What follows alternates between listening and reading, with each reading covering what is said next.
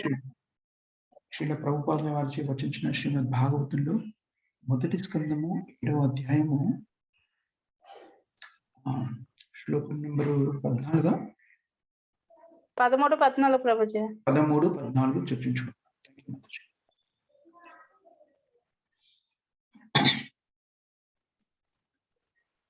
ఈ శ్లోకంలో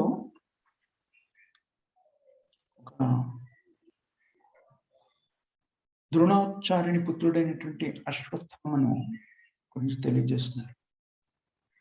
శ్రీమద్ భాగవతము భగవద్గీత బోధించిన తర్వాత భాగవతానికి సంబంధించిన గాథ మొదలవుతుంది. భగవద్గీత శ్రీమద్ భాగవతము రెండు కూడాను భగవంతునికి సంబంధించిన అంశాలు. భగవంతుడే భగవద్గీత మనం ఇంతకుముందు కూడా ఒకసారి చెప్పుకున్నాము. భగవంతుని బోధ, భాగవతం భగవంతుని గాథ. భగవద్గీత కురుక్షేత్ర రణరంగం అందు చెప్పబడింది. మనం ఇంతకుముందు కూడాను ఒక 2-3 శ్లోకాలు చెప్పుకున్నాము. భగవంతునికి సంబంధించిన అన్ని కూడాను పవిత్రమైనవి, ఆధ్యాత్మికమైనవి. మొదటి అధ్యాయం కానివ్వండి, 2వ అధ్యాయం కానివ్వండి, రణరంగంలో ఉన్న భగవంతునికి సంబంధించిన లీలలు, రాసలీలలో పాలు పంచుకున్న భగవంతుడికి సంబంధించిన లీలలు సమాన స్థాయిలో ఉన్నటువంటివి. అవి రెండింటిలోనూ వ్యత్యాసం ఏమీ లేదు. అందుకని భగవంతుడిచే ఆ భగవంతుని కూర్చున్నటువంటి, భగవంతుడితో కూడుకున్నటువంటి ఎలాంటి కార్యక్రమైనా కూడాను ఆధ్యాత్మికమవుతుంది. భగవంతుని సేవకై, భగవంతుని కొరకై, భగవంతుని రక్షించడం కోసమే, భగవంతుని ప్రచారానికై చేసే ప్రతి క్రియ కూడాను ఆధ్యాత్మికం అవుతుంది. ఇక్కడ ద్రోణాచార్యుని కొడుకు పేరు ఏంటి? అశ్వత్థామ, బ్రాహ్మణుడు. ద్రోణాచార్యుడు బ్రాహ్మణుడు అని అతను ఏ రకమైనటువంటి స్థితిని తీసుకున్నాడు? క్షత్రియుల యొక్క స్థితిని తీసుకున్నాడు. చూడండి, వ్యక్తి తన వృత్తిని బట్టి, గుణగణాలని బట్టి కులాన్ని మార్చుకోవచ్చు, అంటే వర్ణాన్ని మార్చుకోవచ్చు అనే విషయాన్ని మనం ఇక్కడ అర్థం చేసుకుంటున్నాం.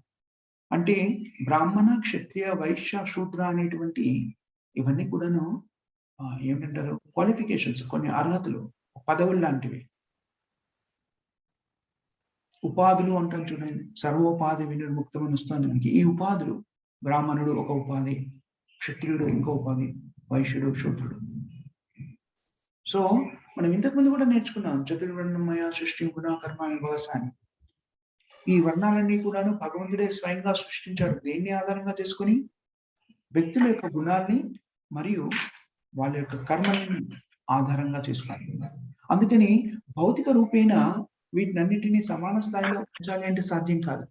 పేర్లు ఏమైనా ఉండవచ్చు. ప్రపంచవ్యాప్తంగా ఈ 4 వర్ణాలు మనకి ఎప్పుడు కనిపిస్తూ ఉంటాయి, ప్రతి సమాజంలో కనిపిస్తూ ఉంటాయి. మేధావంతులైన వాళ్ళు ఉంటారు, అంతేకాకుండా పరిపాలన, రాజకీయాల మీద ఆసక్తి ఉన్న వాళ్ళు ఉంటారు, వాణిజ్యం చేసే వాళ్ళు ఉంటారు. ఇవన్నీ కాదు అని ఏదో ఒక సేవలో నిమగ్నమయ్యే వాళ్ళు ఉంటారు. సో ఈ విధంగా ఆలోచిస్తే ప్రపంచవ్యాప్తంగా మనం కులాలు, వర్ణాలు అనేటువంటి వాటిని విభజించిన, వర్ణాలతో విభజించకపోయినా కూడా ఈ 4 రకాలైనటువంటి వ్యక్తులు సమాజంలో ఉంటారు. అదేవిధంగా ఇక్కడ ద్రోణాచార్యుడు పుట్టుకతో చూస్తే బ్రాహ్మణుడు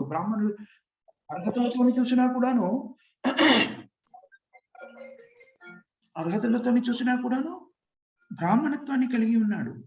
కానీ గుణాలతో చూస్తే క్షత్రియుడాడు. ఎందుకనంటే అస్త్రశస్త్రాన్ని ఆశ్రయించాడు కాబట్టి. అదేవిధంగా తన పుత్రుడైనటువంటి అశ్వత్థామని కూడా క్షత్రియుడిగానే పెంచారు. చూడండి, బ్రాహ్మణుడు క్షత్రుడి ధర్మాన్ని స్వీకరిస్తే అది ఏమవుతుంది? నిజానికి దిగజారిపోవడం అవుతుంది.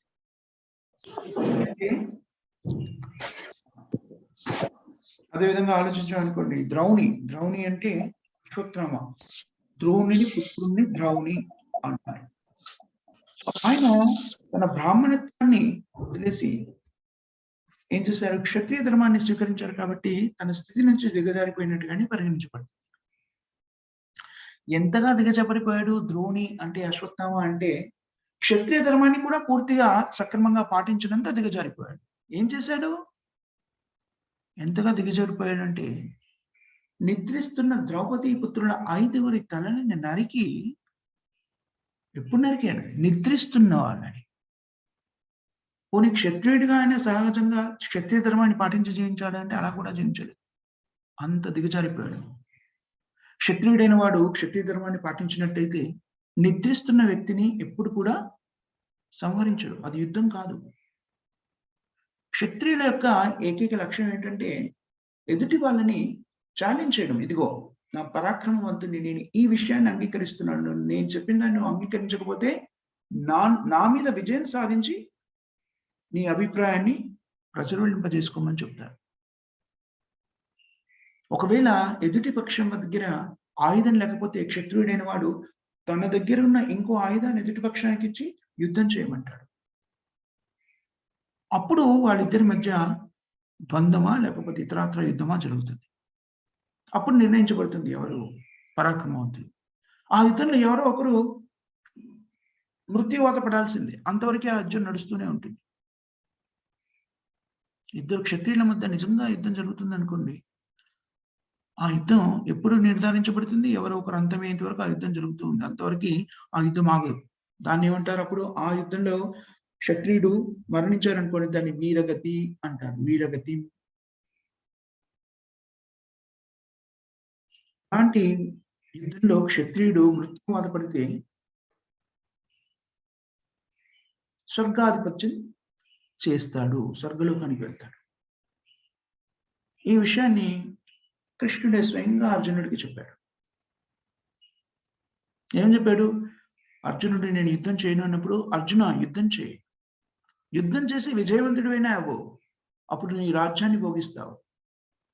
ఒకవేళ నువ్వు సంహరించబడితే నువ్వు స్వర్గధామాన్ని అధిరోహిస్తావు. ఈ రెండింటిలో కూడా నువ్వు నష్టపోయేది ఏం లేదు కదా నీకు. అందుకని రెండు విధాలుగా కూడా నువ్వు లాభ పొందుతున్నావు. అందుకని యుద్ధం చేయకుండా ఎందుకుంటావు? యుద్ధం చేయి అని చెప్తారు. అంటే ఒకవేళ యుద్ధంలో వీరగతిని ప్రాప్తించినా కూడా స్వర్గధామాన్ని చేరుకుంటామని కృష్ణుడు కూడా ఇక్కడ మనకి స్పష్టంగా నిర్ధారించి చెప్తున్నాడు. యథా హృది కౌరవ శ్రేజయానాం.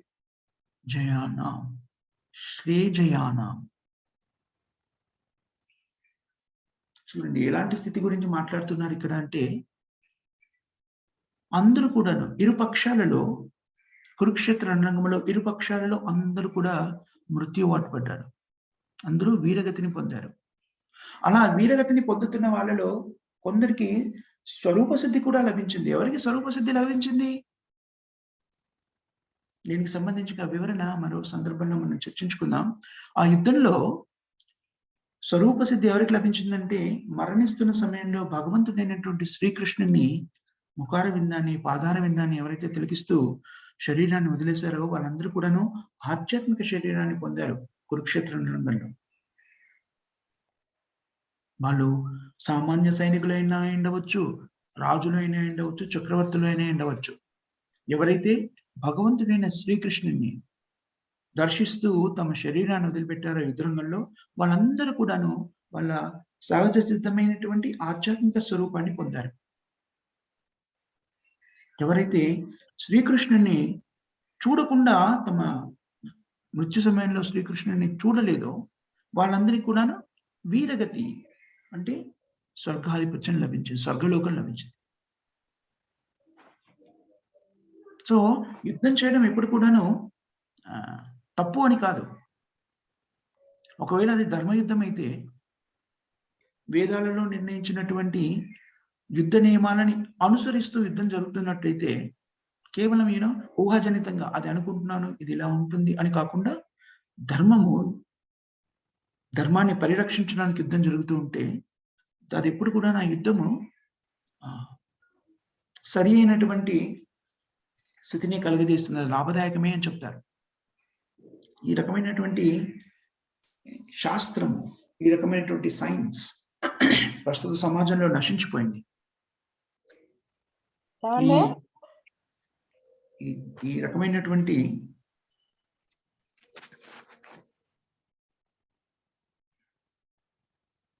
శాస్త్రము సమాజంలో నశించిపోవడం మూలంగా ఏం జరుగుతుంది? హూలిగనిజం అంటారు చూడండి. అంటే యుద్ధ రంగంలో కూడా ఎలా జరుగుతుంది? చీకట్లో యుద్ధం చేయడము, ఎదుటి వాళ్ళకి తెలియకుండా దెబ్బ దొంగ దెబ్బ కొట్టడము, అంటే దురాక్రమణ చేయడము,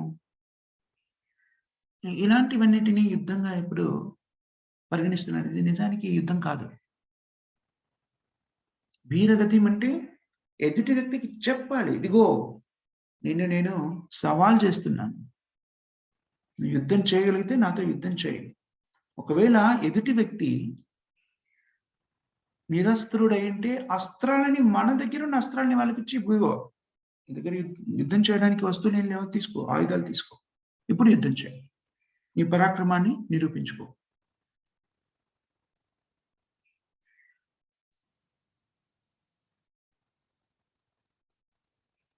సో అందరూ మృతి చెందిన తర్వాత కురుక్షేత్రంలో చివరి యుద్ధం ఎవరి మధ్య జరిగింది? భీముడి మధ్య మరియు దుర్యోధనుడి మధ్య జరిగింది. వృకోదర విద్ధ గదా భీమర్ష. ఇద్దరు కూడాను గదా యుద్ధంలో ఆరితేరినటువంటి వాళ్ళు. దుర్యోధనుడు, భీముడు ఇద్దరు కూడాను. వాళ్ళిద్దరూ యుద్ధం చేస్తున్నప్పుడు బలరాముడు, కృష్ణుడు ఇద్దరు కూడా అక్కడున్నారు. బలరాముడు అప్పుడే తీర్థయాత్రలన్నీ ముగించుకొని సరిగ్గా యుద్ధ సమయంలో అక్కడికి ప్రవేశిస్తారు. బలరాముడు, కృష్ణుడు ఇద్దరు ఉన్నారు, కానీ ఇద్దరు ఎవరి వైపు ఎలాంటి అస్త్రాలని ధరించకుండా ఇద్దరిని కూడా తిలకిస్తున్నారు, న్యూట్రల్ గా ఉన్నారు. కానీ కృష్ణుడు అర్జునుని ప్రోత్సహిస్తున్నాడు. ఎందుకంటే అర్జునుడి రథసారథి శ్రీకృష్ణుడు. అంటే దాని స్పష్టంగా కృష్ణుడు పాండవుల పక్షం ఉన్నారు. కానీ శ్రీకృష్ణుడు ఎక్కడ కూడా యుద్ధంలో పాలు పంచుకోలేదు, యుద్ధం చేయలేదు, అస్త్రాన్ని ధరించలేదు. అలాగే బలరాముడు కూడా యుద్ధం చేయలేదు. ఎందుకంటే ఏ వైపు కూడాను ఒక పక్షాన్ని స్వీకరించకూడదు అనే నిర్ణయానికి వచ్చి బలరాముడు యుద్ధం చేయలేదు. అందుకని ఆ యుద్ధం జరుగుతున్న వాళ్ళు ఎక్కడికి వెళ్ళాడు బలరాముడు? తీర్థయాత్రలకు వెళ్ళాడు. భారతదేశంలో అన్ని రకాల తీర్థయాత్రలన్నీ కూడా చేసుకొని వచ్చాడు ఆయన. ఒక తీర్థయాత్ర నుంచి మరొక తీర్థయాత్రకి.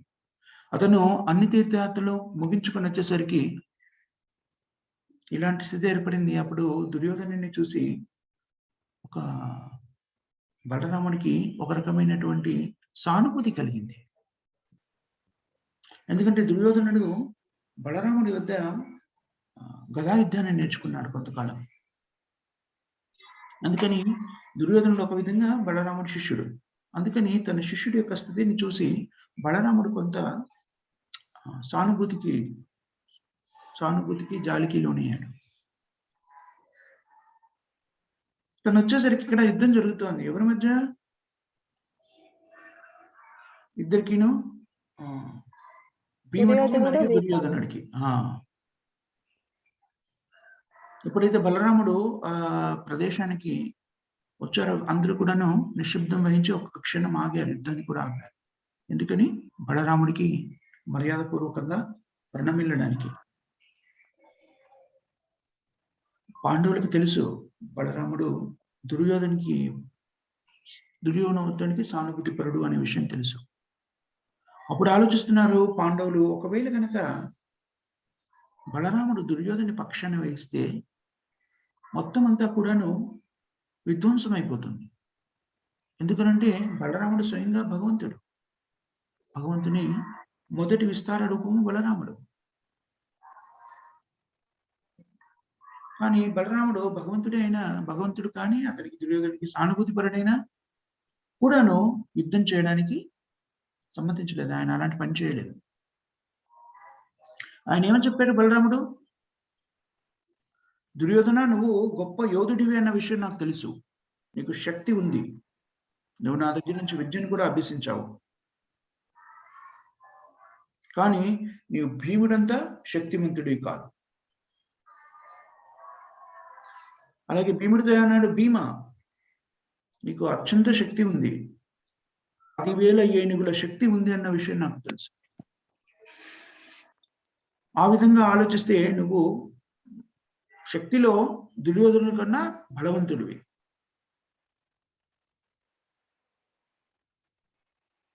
కానీ ఒక విషయం నేను చెప్పదలుచుకున్నాను నీకు. గదా నైపుణ్యంలో నీకన్నా కూడా దుర్యోధనుడే ఉత్తముడు. నీకు శారీరక దారుఢ్యం ఉంది. కానీ దుర్యోధనుడికి గదా నైపుణ్యం ఉంది. అందుకని మీ ఇద్దరి మధ్య ఎవరు ఉత్తములు అనేటువంటిది నిర్ణయించడం చాలా కష్టం. అందుకని యుద్ధం చేయండి, ఆపకండి. చేసినా కూడాను ఒక విషయం నేను చెప్పగలను. ప్రయోజనం పెద్దగా ఉండదు. ఎందుకంటే నిర్ణయం రాదు. అలా యుద్ధం జరుగుతూనే ఉంటుంది. ఇందులో ఎవరో ఒకరు మృత్యువాత పడేంత వరకు యుద్ధం జరుగుతూనే ఉండాలి. కానీ మీ ఇద్దరు కూడాను ఒకరు నైపుణ్యంలో, ఒకరు శారీరక దారుఢ్యంలో ప్రావీణ్యం. నైపుణ్యం ఉంది కాబట్టి దుర్యోధనుడు నీ గదాఘాతకాల నుంచి తప్పించుకునే నైపుణ్యం ఆయనకుంది. నీకు ఆ తప్పించుకునే నైపుణ్యం లేదు.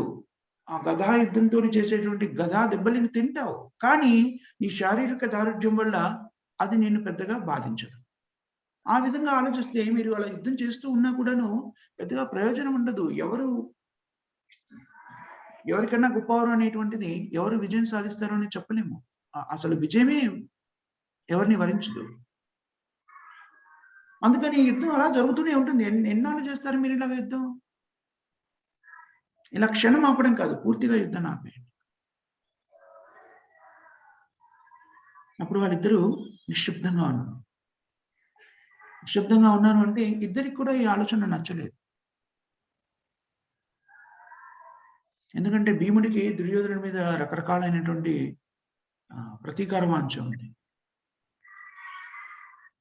ఎన్నో రకాలుగా భీముడిని దుర్యోధనుడు అవమానపరచడము, అలాగే భీముడు మనము మహాభారత కథలోకి వెళ్ళినట్టయితే భీముడు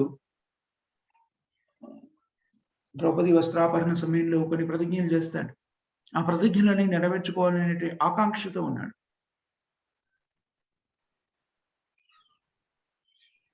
ఎప్పుడైతే ద్రౌపదీదేవి యొక్క అవమానం జరుగుతూ ఉంటుందో ఆ సమయంలో భీముడు నిశ్శబ్దంగా ఉండవలసిన పరిస్థితి ఏర్పడుతుంది.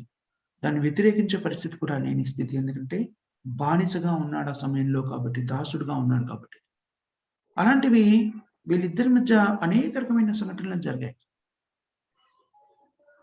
ఒకరినొకరు నిందించుకోవడం, అవమానపరుచుకోవడము, అవమానము, ప్రతి అవమానము, ఇలాగా రకరకాలుగా ఇద్దరు ఒకరినొకరు ఆమంచుకున్నారు. అందుకని వాళ్ళిద్దరికి కూడాను ఆ పూర్వరంగంలో ఉన్నటువంటి ద్వేషము, కోపము అవన్నీ కూడాను ఇప్పుడు ప్రజ్వలితున్నాయి వాళ్ళ నరాల్లో. ఇప్పుడు దాన్ని ఆ పగని తీర్చుకోవాలి, ఆ విరోధాన్ని, ఆ ఆవేశాన్ని చల్లార్చుకునే అవకాశం వచ్చింది ఇద్దరికి కూడా. ఇద్దరు కూడా చాలా దృఢ సంకల్పంతో ఉన్నారు. ఏమని? ఎదుటి వాళ్ళని సంహరించాలనేటువంటి దృఢ సంకల్పంతో ఉన్నారు. దుర్యోధనుడిని భీముని సంహరించాలని, భీముడు దుర్యోధనుని సంహరించాలని చాలా దృఢ నిశ్చయంతో ఉన్నారు. దాంట్లో వాళ్ళకి ఎలాంటి సందేహం కూడా లేదు. కానీ అందువల్ల ఒక్క నిమిషం ఆగారు, క్షణం ఆలోచించారు. ఇద్దరు కూడాను ఆ స్థితిలో బలదేవుడి యొక్క సూచనని ఆలకించే స్థితిలో లేరు కాబట్టి ఇద్దరు మళ్ళీ యుద్ధం చేయడం మొదలెట్టారు. తన మాట వినలేదు కాబట్టి బలదేవుడు అక్కడి నుంచి నిష్క్రమించాడు. వెంటనే ద్వారకకు వెళ్ళిపోయారు ఆయన. కానీ కృష్ణుడు అక్కడే ఉన్నాడు. కృష్ణుడు అక్కడే ఎందుకున్నాడు? కృష్ణుడికి తెలుసు జరగబోయేదంతా కూడాను. అందుకని భీముడికి ఒక సలహా ఇవ్వాలి ఆయన ఆ యుద్ధం మధ్యలో. అందుకని కృష్ణుడు అక్కడే ఉన్నాడు. దుర్యోధన్ని సంహరించడానికి ఒక పద్ధతి ఉంది. ఎందుకంటే మహాభారత కథనంతా మనం చదువుకున్నట్టయితే మనకి ఏం అర్థమవుతుందంటే దుర్యోధనుడు ఒక ప్రత్యేకమైన కవచాన్ని ధరించొచ్చాడు ఈ రోజు యుద్ధాన్ని. అదేం కవచము అంటే గాంధారి మాత యొక్క ప్రాతిపద్య కవచాన్ని ధరించొచ్చాడు. దాని గురించి మనం అంతా చర్చించుకుంటే మహాభారతం అవుతుంది. కానీ శ్రీకృష్ణుడికి ఆ విషయం తెలుసు. తల్లి యొక్క ఆశీర్వాదము, గాంధారి మాత యొక్క ఆశీర్వాదముతో అతని శరీరం అంతా కూడా ఏమైపోయింది? ఉక్కుతో చేసిన శరీరంగా మారిపోయింది దుర్యోధని శరీరం. ఉక్కు బలీయంగా మారిపోయింది. అందుకని దుర్యోధనుని ఎంతగా గదతో బాధినా కూడాను భీముడి చేత బాదుతున్నాడు భీముడు. అయినా కూడాను దుర్యోధనుడికి ఎలాంటి హాని జరగట్లేదు. కథ ఏమిటి అంటే గాంధారి దుర్యోధనుని తల్లి. చాలా ప్రాతినిధ్యం కలిగినటువంటి స్త్రీ. శివభక్తురాలు, మహాశివభక్తురాలు. తన ఎంత ప్రాతిపద్యం కలిగినటువంటి స్త్రీ అంటే తన భర్త అంధుడని తను కూడా తన కళ్ళకి గంతలు కట్టుకొని జీవితాన్ని కొనసాగించినటువంటి ప్రాతిపత్యం కలిగినటువంటి స్త్రీ. అందువల్ల తన ప్రాతిపద్య మహిమతో కానివ్వండి, శివభక్తితో కానివ్వండి, తన మహిమ మూలంగా తనకి కొంత శక్తి లభించింది. చూడండి, ప్రాతిపత్య నియమం ఉంది చూసారా? స్త్రీలకి అది రక్షక కవచము. చాలా మంది ఆధునిక సమాజంలో సమానత్వం పేరుట ప్రాకృతిక నియమాలని ఉల్లంఘించడం మనం చూస్తూ ఉంటాం. ఎవరైతే ప్రాతిపత్య నియమాన్ని నిష్ఠగా పాటిస్తారో వాళ్ళకి ఒక అమోఘమైన శక్తి లభిస్తుంది. ఏమని చెప్పారు శాస్త్రాల్లో? ప్రాతిపత్య నియమాన్ని నిష్ఠగా పాటించిన స్త్రీలు భగవద్భక్తిని ఇంకా ఏమీ చేయకపోయినా కూడాను, ఒకవేళ భర్త కూడా భక్తుడై ఉంటాడంటే వాళ్ళు తప్పకుండా భగవద్భక్తిని పొందుతారు. భక్తిలో లేని భర్తనైనా కూడాను ప్రాతిపత్యం వహిస్తూ స్త్రీ జీవితాన్ని కొనసాగించినట్టయితే స్వర్గప్రాప్తి లభిస్తుంది అని చెప్పారు. ఆధ్యాత్మికమైన, భౌతికమైన కూడాను ఉపయుక్తమైనటువంటి ఫలితం లభిస్తుంది స్త్రీకి. ఆ స్త్రీకి శక్తి కూడా లభిస్తుంది. ఆధ్యాత్మిక శక్తి, భర్త ఆధ్యాత్మికుడైతే ఆధ్యాత్మిక శక్తి, లేకపోతే భౌతికమైన శక్తి. ఆ భౌతికంలో కూడా ఎందుకంటే స్వర్గారోహణము అనేటువంటిది, స్వర్గానికి వెళ్ళడము శాశ్వతమైనది కాదు కాబట్టి అది భౌతికంగానే పరిగణించబడుతుంది. సో భౌతిక శక్తి కానివ్వండి, ఆధ్యాత్మిక శక్తి కానివ్వండి, శక్తి లభిస్తుంది. బ్రహ్మచారికి శక్తి ఎక్కడి నుంచి లభిస్తుంది? తన బ్రహ్మచర్యాన్ని నిష్ఠగా పాటించాలనుకోండి, బ్రహ్మచారికి శక్తి లభిస్తుంది. అలాగే ప్రతి వాళ్ళు కూడా మనకి నిర్దేశించినటువంటి నియమాలని నిష్ఠగా మనము పాటించినట్టయితే వాళ్ళు శక్తివంతులు అవుతారు. గాంధారి ప్రాతిపత్య నియమాన్ని నిష్ఠగా పాటించారు కాబట్టి తనకి కొంత శక్తి లభించింది. అందుకని గాంధారి వీళ్ళిద్దరి మధ్య ద్వంద్వ యుద్ధం జరగబోతుందని తెలిసినప్పుడు దుర్యోధనుని తనను కలిసి వెళ్ళమని ఆదేశించింది. సమాచారం పంపింది. ఎలాంటి సమాచారం పంపింది? తల్లి దగ్గరికి ఆమె ఏమని పంపించింది? నా దగ్గరికి వస్త్రాలేమీ లేకుండగా జన్మించినప్పుడు ఎలా ఉన్నావో అలాగే వచ్చేయమని చెప్పి. ఏమని చెప్పింది? రేపు ఉదయం నాకు నమస్కరించి వెళ్ళడానికి నువ్వు వస్తావు కదా, నా ఆశీర్వాదం తీసుకోవడానికి. ఆ క్షణంలో నువ్వు ఎలాగైతే జన్మించావో అలాగే నిన్ను దర్శించుకో. అప్పుడు నేను ఒకసారి నిన్ను చూస్తాను. నా చూపు ద్వారా నీ శరీరం అంతా కూడాను శక్తివంతం అయిపోతుంది. ఎలాంటి శక్తివంతం? ఉక్కులాగా మారిపోతుంది. దాన్ని దుర్యోధనుడు సరే అంటాడు. తర్వాతి రోజు స్నానం ఆచరించి అలాగే తల్లి దగ్గరికి వెళ్ళే ప్రయత్నంలో ఉంటాడు. తల్లి దగ్గరికి వెళ్తూ ఉంటాడు. అది కృష్ణుడు చూస్తారు. కృష్ణుడు చూసి అడుగుతాడు, దుర్యోధన ఎక్కడికి వెళ్తున్నావు? దుర్యోధన అంటాడు, అమ్మని దర్శించుకోవడానికి వెళ్తున్నాను. అదేంటి నువ్వు వివస్త్రగా వెళ్తున్నావేంటి? వస్త్రాలు లేకుండా వెళ్తున్నావు?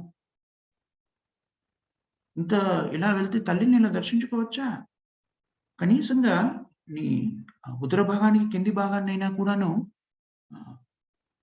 ఆచ్ఛాదన లేకుండా వెళ్ళడం సరికాదు. దాన్ని తల్లి దగ్గరికి అలా వెళ్ళడం సరైన పద్ధతి కాదు అని చెప్తాడు. ఆ సూచనని కృష్ణుడి ద్వారా స్వీకరించి ఆయన ఏం చేస్తాడు? తన జననేంద్రియాలని కప్పేసుకుంటాడు. అంటే అక్కడ ఒక వస్త్రాన్ని ధరిస్తాడు. అప్పుడు ఆ తల్లి దగ్గరికి వెళ్లి ఏం చెప్తాడు? అమ్మ మీరు ఆదేశించినట్టుగా నేనొచ్చాను అని చెప్తాడు. ఆమె తన కళ్ళని తను కట్టుకున్నటువంటి వస్త్రాలేవైతే ఉన్నాయో, ఆ కళ్ళకి కట్టుకున్నటువంటి వస్త్రం ఏదైతే ఉందో దాన్ని తొలగిస్తుంది. తొలగించి పుత్రుడిని ఒక చూపు అలా చూస్తుందామె. కానీ అలా చూసిన సందర్భంలో ఆమెకు ఏం తెలుస్తుంది? ఓహ్! తన కటి భాగానికి కింది భాగాన్ని పుత్రుడు కవర్ చేసుకున్నాడు. గుడ్డతో కవర్ చేసుకున్నాడు. పూర్తిగా నగ్నంగా అక్కడికి రాలేదు. పుట్టినప్పుడు ఎలా ఉన్నాడో అలాగే రాలేదు. దాన్ని చూసి ఆమె వేదనకి గురైంది. ఏమని చెప్పింది? నిన్ను నేను ఏమని చెప్పాను? నా ముందుకి ఎలాగైతే జన్మించావో అలాగే రమ్మని చెప్పాను కదా! మరి నువ్వెందుకు మధ్యలో అది ఇంకొక వస్త్రాన్ని కట్టుకొనొచ్చావు? అంటే దుర్యోధనుడు చెప్తాడు. లేదమ్మా వస్తూ ఉంటే కృష్ణుడు కనిపించాడు మధ్యలో. కనిపించి నాకీ సూచననిచ్చాడు. అందుకనే దాన్ని పాటించాను. ఆమె ముఖం మీదకు చిరునవ్వు వచ్చింది. దాని తర్వాత ఆమె అంటది, నా ప్రయత్నము అసఫలీకృతమైంది. కృష్ణుడికి నా ప్రయత్నం తెలుసు. అందుకనే నీకు అలాంటి ఆదేశాన్ని ఇచ్చారు. ఆ సూచనను పాటించావు. నా దృష్టి పడని భాగం ఏదైతే ఉందో నీ శరీరంలో అది తప్ప మిగిలిన శరీరం అంతా కూడాను ఉక్కుగా మారిపోయింది. ఉక్కంత శక్తివంతం అయిపోయింది నీ శరీరం. అందుకని దుర్యోధనుడి యొక్క శరీరం అంతా కూడాను ఉక్కుగా మారిపోయింది. కేవలము గాంధారి మాత యొక్క దృష్టి పడని భాగం తప్ప మిగిలిందంతా కూడాను ఉక్కులా మారిపోయింది. ఈ విషయం అంతా కూడా కృష్ణుడికి తెలుసు. అందుకని ద్వంద్వ యుద్ధం జరుగుతున్నప్పుడు భీముడికి మరియు దుర్యోధనుడికి మధ్య ద్వంద్వ యుద్ధం జరుగుతున్నప్పుడు కృష్ణుడు భీముడికి ఆ సందేశాన్ని ఇస్తాడు. సూచనలు అందిస్తాడు. ఎందుకంటే శరీరం అంతా ఉక్కుగా మారిపోయింది. ఉక్కుగా మారింది ఏమిటి? మోకాళ్ళకు పై భాగం కొంత భాగం ఉక్కుగా మారలేదు. మోకాళ్ళకు కొంత భాగాన్ని అంటారు పురుగులు అంటారు, తొడలు అంటారు చూడండి. ఆ భాగము ఉక్కుగా లేదు. అక్కడ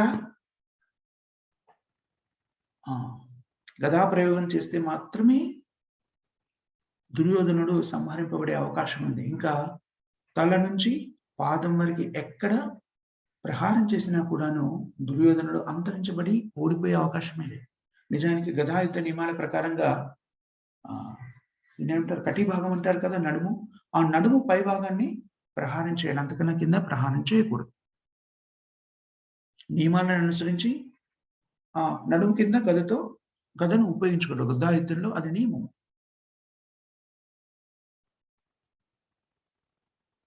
కృష్ణుడు భీముడితో చెప్పాడు, నీవు ఈ నియమాన్ని ఉల్లంఘించకపోతే నువ్వు దుర్యోధన్ని సంహరించలేవు.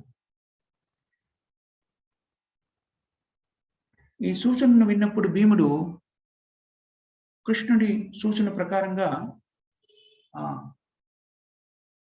నడుముకి కింది భాగంలో ఉన్నటువంటి తొడల మీద ప్రహారం చేస్తాడు.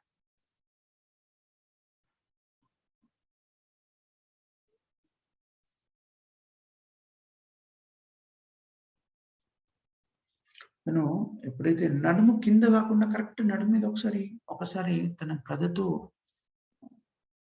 ప్రహారం చేస్తాడు. కానీ దానివల్ల ప్రయోజనం ఉండదు. వృకోదరా విత్ గదాభిమార్ష. దానివల్ల ప్రయోజనం లేకపోతే కృష్ణుడి అనుజ్ఞ ప్రకారంగా నడుముకి కింది భాగం మీద ప్రహారం చేస్తాడు. తద్వారా దుర్యోధనుడు అంతమొందించబడతాడు.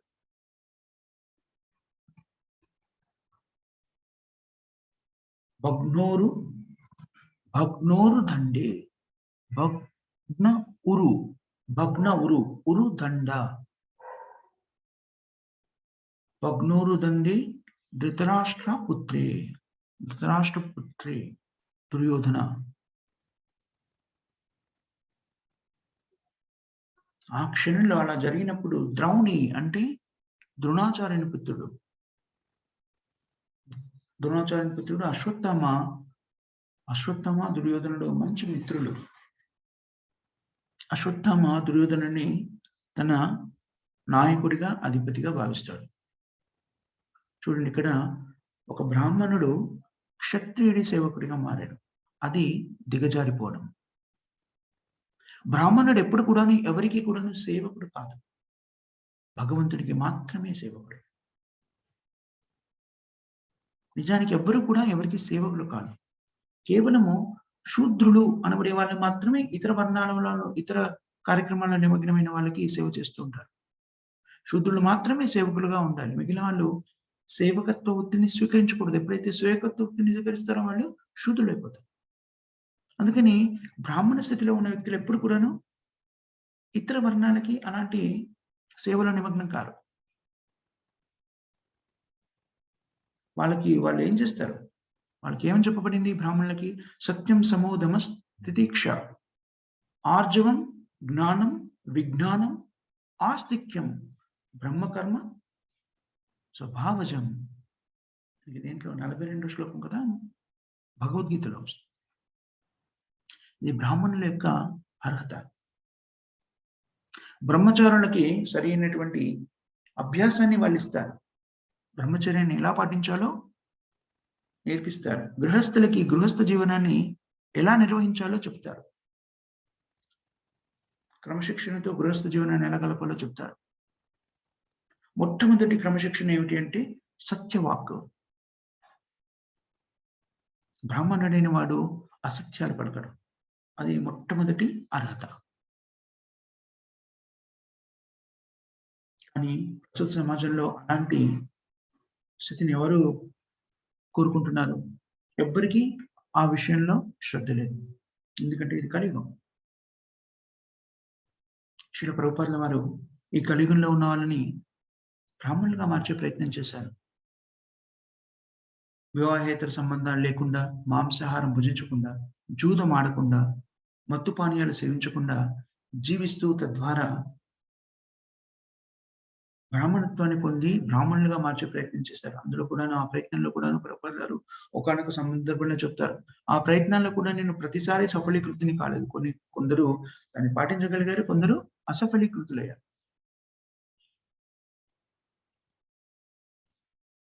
అందుకని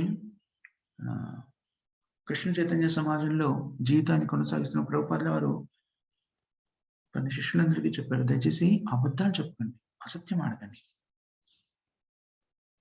అలా చెప్తే కొన్నిసార్లు దైనందిన జీవితంలో వ్యక్తులు నవ్వుతుంటారు.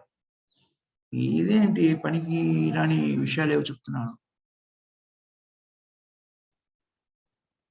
ఇప్పుడు ఈ సమాజంలో ఇది సాధ్యమైన, అబద్ధాలు చెప్పకుండా జీవనం సాధ్యమా? అనేటువంటి ప్రశ్నని మననే ప్రశ్నించి నవ్విస్తుంటారు మనం. ఇది ప్రస్తుత సమాజం యొక్క లక్షణం. దాన్ని కలియుగం అన్నారనుకోండి. కలియుగంలో ఎవరికి కూడాను బ్రాహ్మణత్వాన్ని స్వీకరించడానికి సరైన నిర్దేశం ఇచ్చారు. ప్రభుపాదుల లాంటి వాళ్ళు ప్రభుపాదుల కృపతో మీరు బ్రాహ్మణులు కావాలనుకుంటే ఏం చేయాలి అని చెప్పారు ఆయన. కానీ దాన్ని స్వీకరించడానికి ఎవరు సిద్ధంగా లేరు. పోనీ ఎవరైనా క్షత్రియులుగా ఉంటున్నారా అంటే అది కూడా లేదు. క్షత్రియులుగా మారాలంటే ఏం చేయాలో కూడా స్పష్టంగా శాస్త్రంలో చెప్పబడింది. అలాగా ఉండి ఎవరైనా వైశ్యులుగా వాణిజ్యాన్ని, శాస్త్రానికి అనుగుణంగా వాణిజ్యాన్ని చేస్తారంటే అది కూడా చేయడానికి ఇష్టం. అందుకని కలియుగంలో అందరూ శూద్రుడే. అందుకని కలో శూద్ర సంభవం అని చెప్పాను. ఎవరికి కూడాను సరి అయినటువంటి అభ్యాసం లేదు, సరి అయినటువంటి శిక్షణ లేదు. అలాంటి ధ్యాస అలా జీవించాలి అనేటువంటి ఆకాంక్ష కూడా వ్యక్తుల్లో లేదు. అందుకని అలాంటి వ్యక్తులకి ఈ శుద్ధమైనటువంటి శిక్షణ ఇవ్వడం కూడా చాలా కష్టం.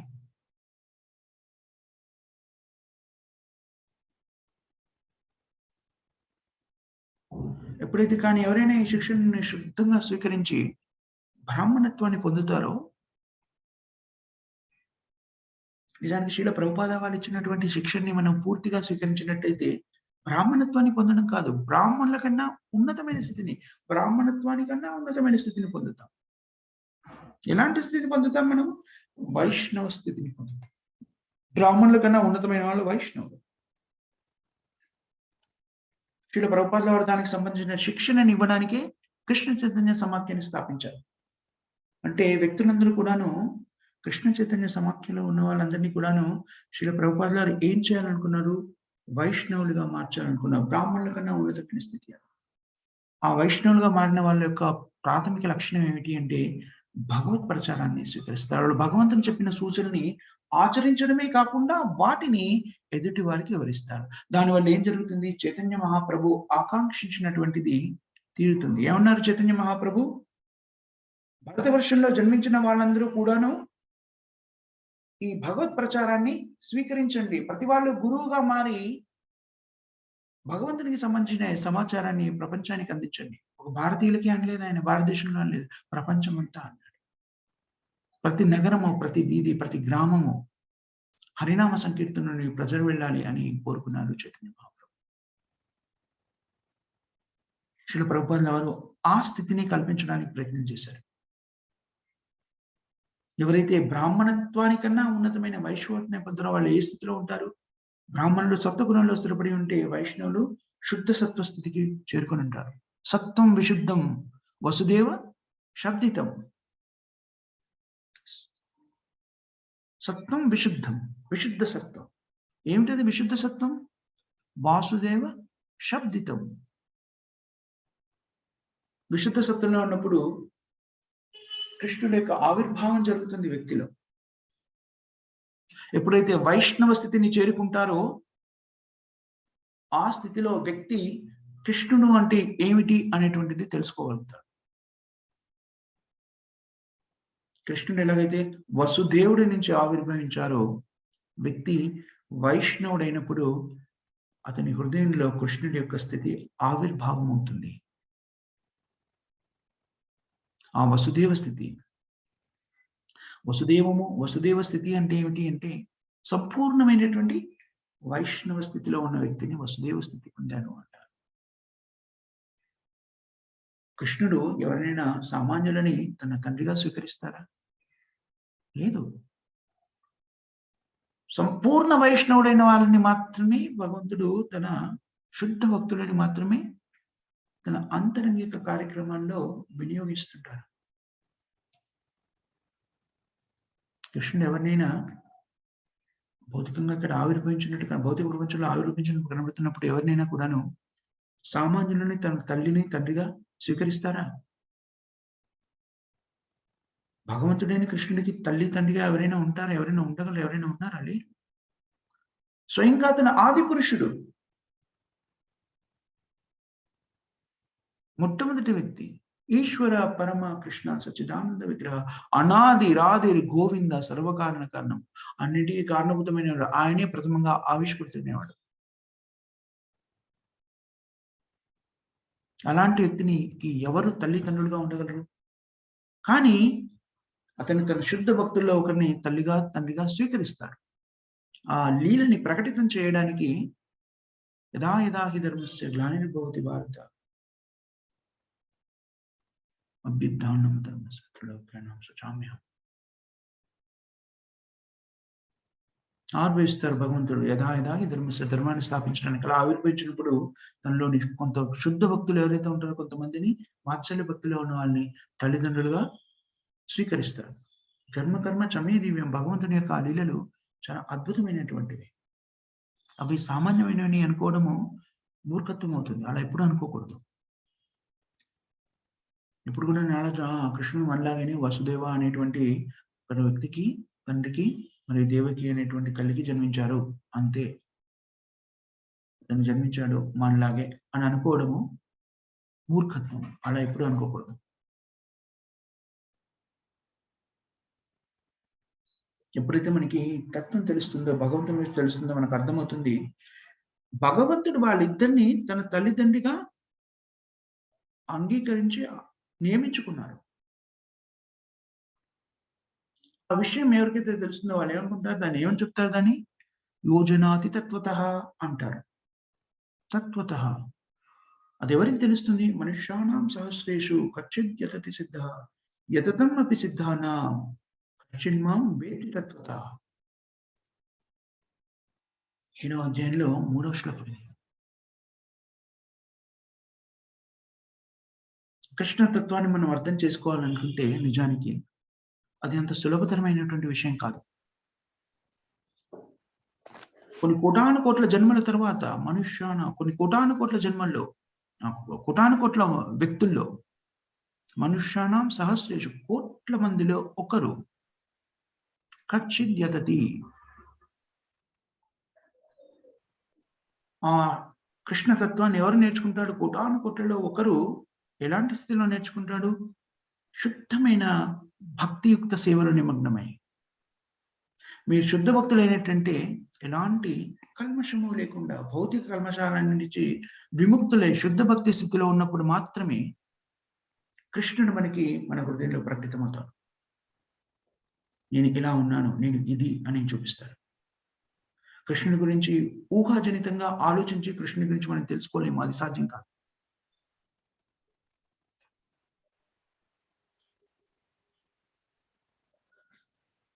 నాయం ఆత్మ ప్రవచనేన నాయం ఆత్మ ప్రవచనేన లభ్యోన బహూనా శృతేన మేధయా. కృష్ణుని మన మేధస్సుతో అర్థం చేసుకోలేము. చాలా గొప్ప సంస్కృత పండితుడు అనుకోండి, నాకు ఈ కృష్ణుని తెలుసుకోగలను, శాస్త్రాన్ని నేను చదవగలను, సంస్కృతాన్ని నేను అర్థం చేసుకోగలను అనుకుంటే మూర్ఖుడు అలాంటి వ్యక్తి. కృష్ణుని అర్థం చేసుకోవడము, మేధా సంపత్తితో కృష్ణుని అర్థం చేసుకోవడము, సంస్కృత జ్ఞానంతో కృష్ణుని అర్థం చేసుకోవడం సాధ్యం కాదు. అలాంటి పొరపాటు చేయడం వల్ల ప్రయోజనం లేదు. అలాంటి పొరపాటు ఎప్పుడు కూడా చేయకూడదు. అన్ని కూడాను ప్రభుపాదుల వారు చెప్పారు కదా, ఇవన్నీ కూడాను సంస్కృతంలో ఉన్నాయి కదా, ఒరిజినల్ గా అయితే నేను సంస్కృతం నేర్చుకొని ఆ గ్రంథాలన్నీ చదివి భగవంతుడి నుంచి నేర్చుకుంటాను అనుకుంటే ఏమి తెలియదు భగవంతుడి నుంచి మనకి. కృష్ణుడు ఎవరికి అర్థమవుతాడు అంటే, ఎవరికి కృష్ణుడు తను ప్రకటితం చేసుకోవాలనుకుంటాడో వాళ్ళకి మాత్రమే అర్థమవుతాడు.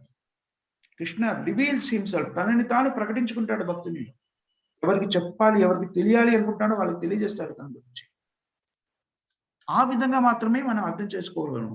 నాయం ఆత్మ.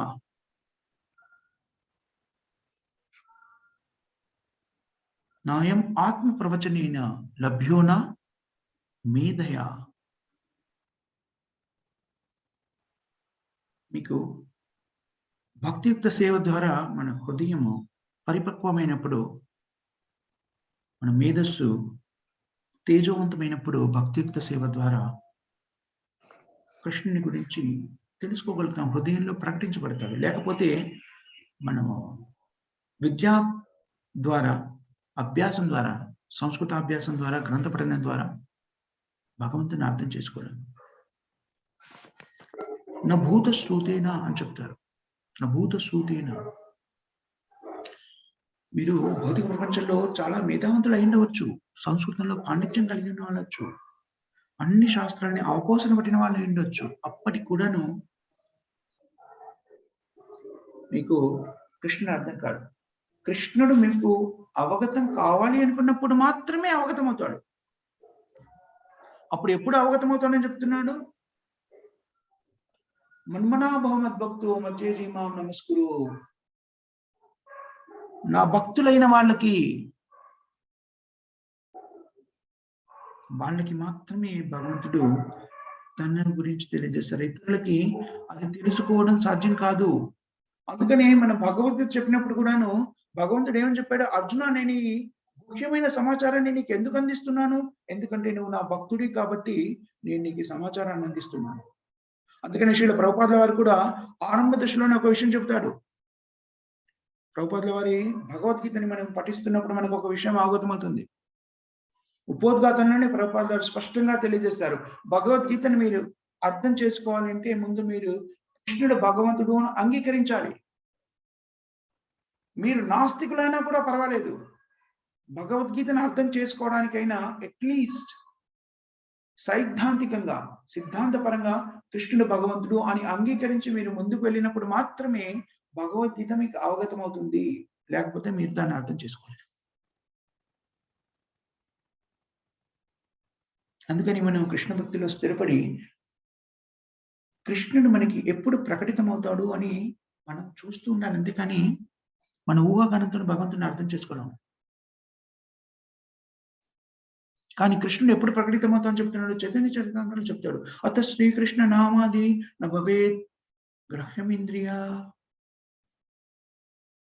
ఈ భౌతికమైనటువంటి స్థితులతో, ఇంద్రియాలతో ఉన్నటువంటి పరిజ్ఞానంతో ఊహించి భగవంతుని అర్థం చేసుకోవడం. నామాది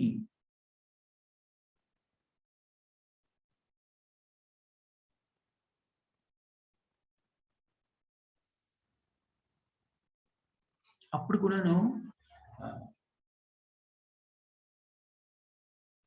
హరే కృష్ణ మహామంత్రాన్ని జపించినా కూడాను జపం ద్వారానే పూర్తిగా మనకి కృష్ణ అవగతం కాడు. అత శ్రీకృష్ణ నామాది నామ రూప లీల పరికర వశిష్ట్య ఇవన్నీ చేస్తే కూడాను కృష్ణుడు మనకు అర్థం కాడు. ఈ భౌతికమైనటువంటి ఇంద్రియాలతో కృష్ణుని అర్థం చేసుకోవడం మరి ఎలా? ఏమని చెప్పాడు కృష్ణుడు? సేవోన్ముఖోహి జిహ్వాదు స్వయం ఏవ స్ఫూర్తయేదా. ఎప్పుడైతే మన ఇంద్రియాలన్నింటినీ కూడాను భగవత్ సేవలో వినియోగించి శుద్ధి చేసుకుంటామో, సేవోన్ముఖేహి జిహ్వాదు, అలాగా ఇంద్రియాలని శుద్ధి చెందినప్పుడు, ఇంద్రియాలు ఎలా శుద్ధి చెందుతాయి? ప్రతి ఇంద్రియాన్ని కూడా, మన ఇంద్రియాలని కూడా భగవంతుని సేవలో నిమగ్నం చేసినప్పుడు, అప్పుడు మనకి కృష్ణుడు స్వయంగా ప్రకటితమవుతాడు. సేవోన్ముఖేహి జిహ్వాదు స్వయం ఏవ స్ఫూర్తయేదా. కృష్ణుడు మన సేవకుడు కాదు. Krishna, I want to see you, నేను నిన్ను చూడాలనుకుంటున్నాను అంటే చిత్తం మహాప్రభు అంటూ మన ఎదురుగా ప్రకటితం అవడానికి ఆయన మన సేవకుడు కాదు. ఆ విధంగా మనం చేయలేము. స్వయం ఏవ స్ఫూర్తయేదా, స్వయం ఏవ. ఎప్పుడైతే ఆయన మనతో సంతృష్టి చెందుతాడో, ఎప్పుడైతే ఈ జీవాత్మ శుద్ధ భక్తులు నిమగ్నమై ఉన్నారు అన్నప్పుడు కృపతో అతను ప్రకటితమవుతాడు. పాండవులు శుద్ధ భక్తులు, అందుకనే కృష్ణుడు వాళ్ళ పక్షాన్ని స్వీకరించాడు. కృష్ణుడు ఉన్నాడు కాబట్టి వాళ్ళ విజయాన్ని సాధించగలరు. కృష్ణుడు ఎప్పుడు కూడాను తన భక్తులను రక్షించడానికి సిద్ధంగా ఉంటారు. కౌంతేయ ప్రతిజానాహి నామే భక్త ప్రణశ్యతి అని చెప్పారు. కౌంతేయ ప్రతిజానాతి, హే అర్జున, ప్రపంచానికి చాటి చెప్పు. ఏమని? కౌంతేయ ప్రతిజానాతి, చెప్పు ప్రపంచానికి. కౌంతేయ, నువ్వు నామే భక్త ప్రణశ్యతి,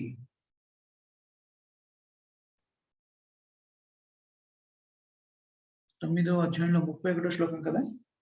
కౌంతేయ ప్రతిజానాతి నామే భక్త ప్రణశ్యతి. తన భక్తులని కృష్ణుడు తన సుదర్శన చక్రం ద్వారా రక్షిస్తుంటాడు. అది భక్తుని యొక్క స్థితి. ఈ వివరణని కృష్ణుడు అర్జునునితో ఎందుకు ప్రకటింపజేశాడు? చాలా ముఖ్యమైన విషయం ఇది. ఎందుకు తానే చెప్పలేదు? ఎందుకు అర్జునుడిని అడుగుతున్నాడు? కౌంతేయ ప్రతిజానాతి నామే భక్త ప్రణశ్యతి. తానే చెప్పొచ్చు కదా. మన్మనాభ మద్భక్తు ఇలాంటి శ్లోకాలను తానే స్వయంగా చెప్పాడు. ఇక్కడ ఏం చెప్తున్నాడు? ప్రతిజానాతి, నువ్వు అనౌన్స్ చేయమంటున్నాడు. నామే భక్త ప్రణశ్యతి అని డైరెక్ట్ గా చెప్పేయచ్చు కదా. దీనికి ఆచరణ వాళ్ళు చక్కని విశ్లేషణ ఇస్తారు. ఎందుకు డైరెక్ట్ గా తానే చెప్పలేదు? మనమే చెప్పింది అనుకోండి, మనమే పాటించాలి, మన మీద ఆధిపత్యం ఎవరు లేరనుకోండి, అప్పుడు ఒక్కోసారి నేనే కదా చెప్పాను, అరాళం చేయకపోయాను, కొంత అలసత్వము అశ్రద్ధ కనబడవచ్చు. కానీ భగవంతుడే స్వయంగా చెప్తే కొన్ని మార్లు వాటిని ఆయన చేయొచ్చు, చేయకపోవచ్చు. ఉదాహరణకి మనము ఇప్పుడు మహాభారతం గురించి మాట్లాడుతున్నాం కాబట్టి ఒక ఉదాహరణ చెప్పవచ్చు. ఏమని చెప్పాడు కృష్ణుడు? నేను ఆయుధాన్ని పట్టును అని చెప్పాడు. కానీ దాన్ని ఉల్లంఘించాడు ఒకసారి. ఎప్పుడు? ఎవరికైనా తెలుసా?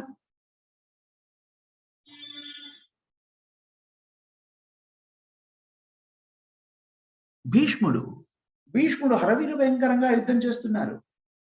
రోజు లక్షల మంది సైన్యాన్ని ఒక్కడే హతమారుస్తున్నాడు.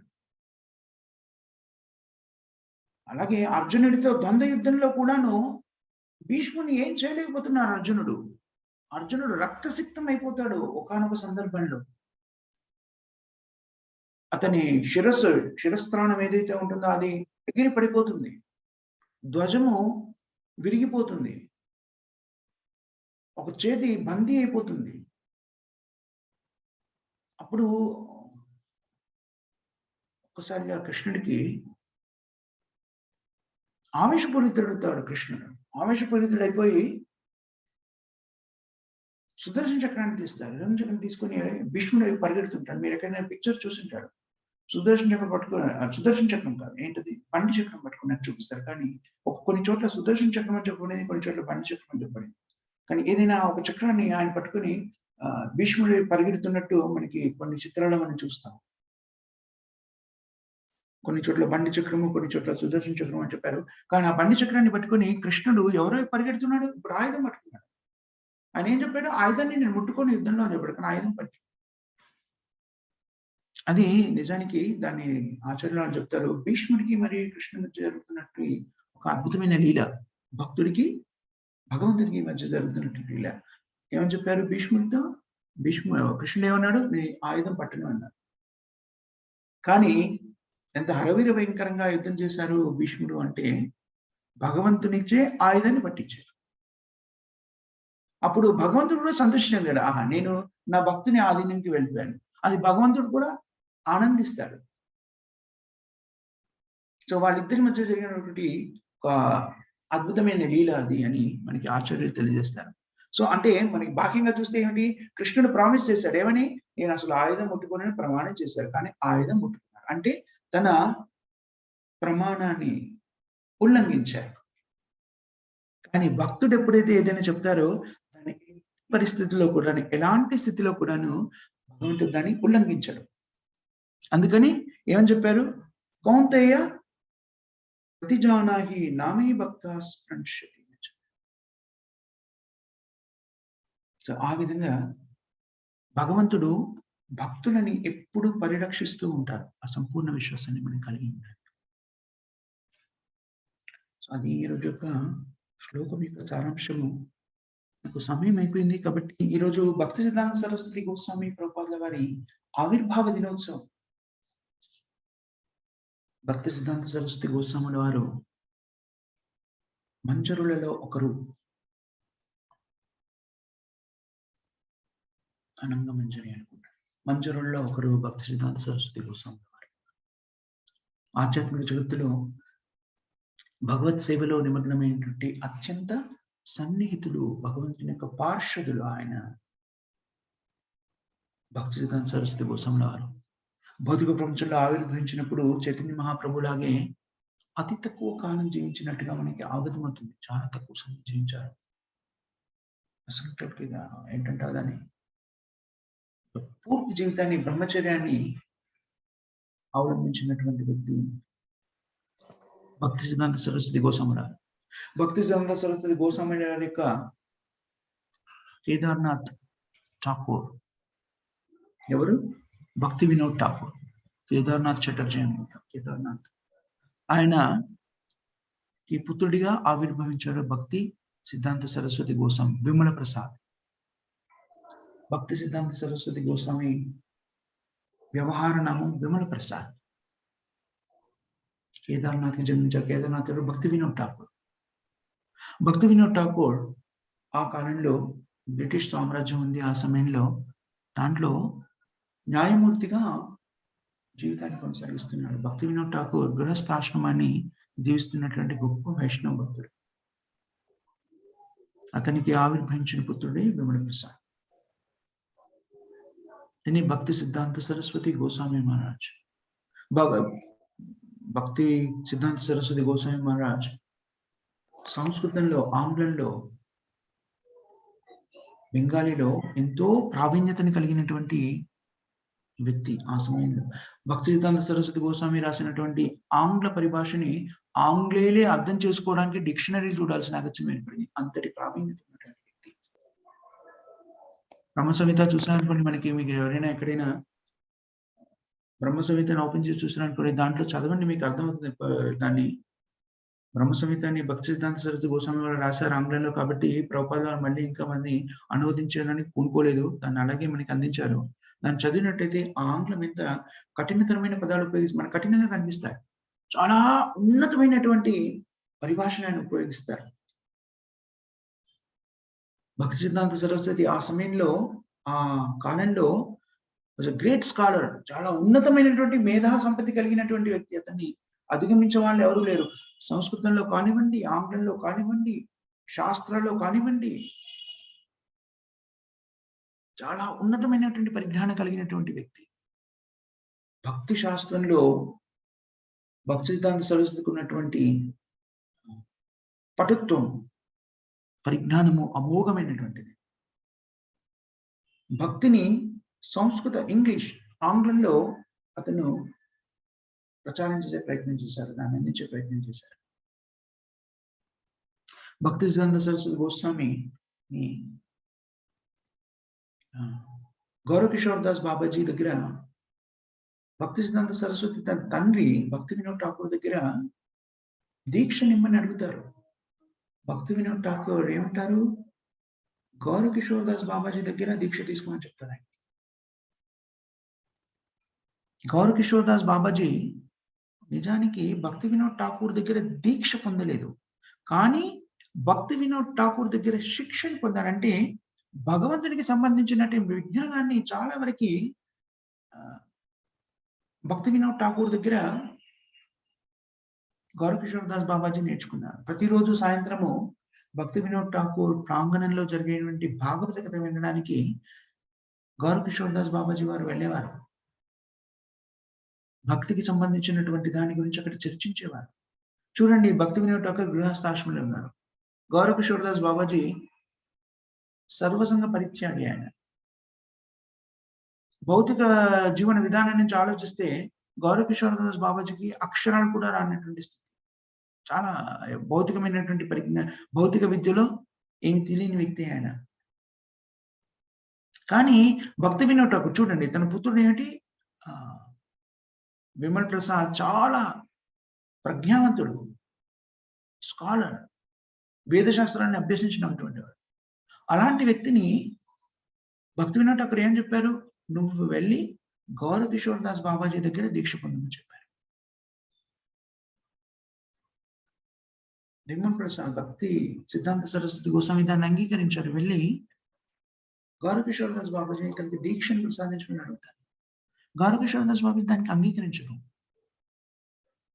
ఏమిటంటే నువ్వు నాకు అక్షరాలు కూడా రావు, నేను చదువుకోలేదు, విద్య లేదు నాకు, నువ్వు మేధావి, స్కాలర్, ఆంగ్ల భాషలో పండితుడి, సంస్కృత భాషలో పండితుడి, వేద విజ్ఞానం అంతా నేర్చుకున్నవాడి, ఇంకా నేను సరిపోను, నాకు అర్హత లేదు నీకు ఏంటది దీక్ష ఇవ్వడానికి, నేను సరిపోను, నేను అసలు ఎవరిని శిష్యులుగానే స్వీకరించట్లేదు, నాకు ఎవరు శిష్యులు లేరు, నాకు శిష్యులే వద్దు. నదనం నజనం న సుందరీం కవితాం వా జగదీశ కామే మమ జన్మని జన్మనీశ్వరి భవతాత్ భక్తి రహేతుకి త్వై. ఆ స్థితిలో ఉన్నారు గౌరవ్ కిషోర్ దాస్ బాబాజీ. నా ధనం నా జనం నా సుందరీం కవితాం వా జగదీశ కామే. నా జనం అంటే ఏమిటి? డిసైపుల్స్, ఫాలో అయ్యే వాళ్ళు, అనుచరులు, నాకు వద్దు. అందుకని గౌరవ్ కిషోర్ దాస్ బాబాజీ మహారాజ్ కాబట్టి బృందావనానికి వచ్చిన వాళ్ళంతా కూడా ఆయన ఆశీర్వాదం తీసుకోవడానికి వెళ్ళేవారు. భౌతిక తత్వంతో, భౌతిక చైతన్యంతో ఉన్న వాళ్ళు వచ్చి, ఇదిగో మా పిల్లలు వీళ్ళకి ఆశీర్వదించండి, నేను ఈ బిజినెస్ చేస్తున్నాను, అది సుభివృద్ధి చెందాలి, ఇలాంటివన్నీ చూసి విసిగిపోయి గౌరవ్ కిషోర్ దాస్ బాబాజీ ఏం చేసేవారంటే, భౌతికమైన వ్యక్తులు తన్ని కష్టపెడుతున్నారని చెప్పేసి ఆయన మరుగుదొడ్లు ఉంటాయి చూడండి, దాని పక్కన వెళ్ళి నివసించేవారు. ఎందుకంటే అక్కడ దుర్గంధం అది వస్తుంది కదా, భౌతికమైన వ్యక్తులు ఆ ప్రదేశాలకు వెళ్ళేవారు కదా. ఆయన ఆ దుర్గంధాన్ని భరించడానికి సిద్ధపడ్డారు. కానీ భౌతిక తత్వంతో తనని ఆశ్రయించిన వాళ్ళకి ఆశీర్వాదాలు ఇవన్నీ చూసి ఆయన దాన్ని ఇంకా కూడాను తట్టుకోలేకపోయేవారు. ఈ దుర్గంధం కన్నా దారుణమైంది అనేది ఆయన భావించారు. అందుకని ఆ దుర్గంధం ఉన్న ప్రదేశంలో ఉంటే ఈ భౌతికమైన తత్వం ఉన్న వాళ్ళు ఆ దుర్గంధాన్ని భరించలేక ఈయన దగ్గరికి వచ్చేవాళ్ళే కాదు. దాంతో ఆయన ప్రశాంతి. అలాంటి ఉన్నతమైన స్థాయిలో, ఉన్నతమైన భక్తిలో నిమగ్నమైనటువంటి వ్యక్తి గౌరవ్ కిషోర్ దాస్ బాబాజీ. ఆయన దగ్గరికి అస్ఖలిత బ్రహ్మచర్యాన్ని స్వీకరించి తద్వారా పరిజ్ఞానాన్ని సంతరించుకున్నాడు. మేధావంతుడైనటువంటి భక్తి సిద్ధాంత సరస్వతి కోసం గోపాల్ ప్రసాద్ వచ్చి అడిగితే ఆయన ఒప్పుకోలేదు. ఏం చేయాలి ఇప్పుడు? ఆయన భక్తి వినోద్ ఠాకూర్ అయితే చెప్పారు, నీకు దీక్ష కావాలి అంటే ఆయనే నీ గురువు కావాల్సిందంతే. నీకు దీక్ష తీసుకోవాలంటే ఆయనే నీ గురువు. ఈయనేమో ఒప్పుకోవట్లేదు. ఎలాగా ఒప్పించడం? గోపాల్ ప్రసాద్ చాలా ఆవేదన గురవుతాడు. ఎలాగా ఒప్పించాలి? తద్విద్యే ప్రణిపాతైన పరిప్రశ్నైన సేవయ్య ఉపదేశాముక్తి జ్ఞానం. భక్తి సిద్ధాంత సరస్వతి గోస్వామికి ఆ విషయం తెలుసు. అందుకని గౌరకిషోర్ దాస్ బాబాజీ మహారాజ్కి సేవ చేసి అతని సంతృప్తిని, అతని హృదయాన్ని గెలుచుకోవాలి అనుకుంటాడు. గౌరకిషోర్ దాస్ బాబాజీ రోజు ఉదయమే కాలకృత్యాలు తీర్చుకోవడానికి ఒక ఆటవిక ప్రదేశంలో బృందావనంలో ఒక ప్రదేశంలో ఒక చెట్టు దగ్గరికి వెళ్ళి ఆయన కాలకృత్యాలు తీర్చుకునేవారు. విమల ప్రసాద్ ప్రతిరోజు ఎక్కడికి వెళ్తున్నారు, గురువు యొక్క కార్యక్రమాలన్నీ తెలుసుకుని గురువుగా ఆయన మనసులో గురువుగా స్వీకరించేశారు ఆయన. అందుకని ఏం చేస్తారు, అది చూసి రోజు గురువు ఎక్కడైతే కాలకృత్యాలు తీసుకుంటారని వెళ్ళిపోగానే ఆయన ఏం చేసేవారు, వెళ్ళి దాన్ని శుభ్రం చేసేవారు. చూడండి, ఆ మేధావి. ఆంగ్లేయులు కూడాను ఈయనతో సంభాషించాలంటే ఆంగ్లంలో డిక్షనరీలు పక్కన పెట్టుకొని కూర్చోవాల్సినటువంటి పరిస్థితి ఉన్నటువంటి వ్యక్తి. కానీ ఇక్కడ గురువు కాలకృత్యాలు తీర్చుకున్న తర్వాత అదంతా శుభ్రం చేసి వస్తున్నాడు. తద్విద్యే ప్రణిపాతైన పరిప్రశ్నైన సేవయ ఉదేశామృతి జ్ఞానం. సో మరుసటి రోజు అలా జరుగుతోంది. మొదటి రోజు జరిగింది. గౌరకిషోర్ దాస్ బాబాజీ వెళ్ళి చూశారు. అంతా చాలా శుభ్రంగా ఉంది. ఆయన వెళ్ళేసరికి ఆశ్చర్యపోయాడు. ఆ రోజు కాలకృత్యాలు తెచ్చుకొని వెనక్కి కూర్చోడు. మరుసటి రోజు వెళ్ళేసరికి చాలా శుభ్రంగా ఉంది ప్రదేశం అంతా. ఆశ్చర్యపోయాడు. ఎవరు ఈ పని చేస్తున్నారు? ఇక్కడ నేను కాలకృత్యాలు తీసుకున్నాను, ఎవరికి తెలుసు ఎవరు ఈ పని చేస్తున్నారు? ఆలోచించడం మొదలెట్టాడు. ఒకనొకసారి కాలకృత్యాలు తెచ్చుకొని వెళ్ళిపోతూ వెను తిరిగి ఒకసారి చూశారు. ఆయన జాగ్రత్తగా గమనించాడు. కొంత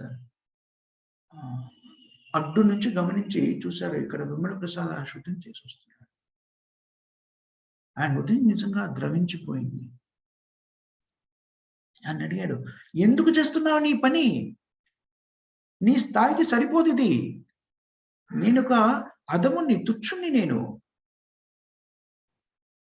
నా కాలకృత్యాలు తీర్చుకున్న ప్రదేశాన్ని నువ్వెందుకు శుద్ధి చేస్తున్నావు అని మందలిస్తాడు, అడుగుతాడు గౌరకిషోర్ దాస్ బాబాజీ. భక్తి సిద్ధాంత సరస్వతి అంటారు,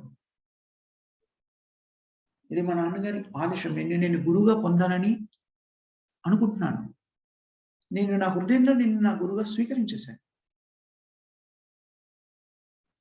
మీరు స్వీకరించేంత వరకు కూడాను మీ కృప కోసం నేను ఎదురు చూస్తున్నాను. మీరు నాకు గురువు. ఇంకా మీ అంగీకారం కూడా కావాలి.